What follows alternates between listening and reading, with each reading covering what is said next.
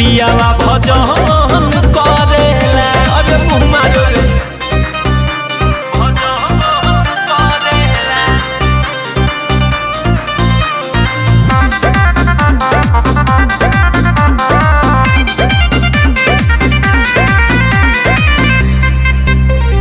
करेला उ जादू मंत्र कोरावा सुता के, झाड़ फूक ना करे कबो दियावा बुता के।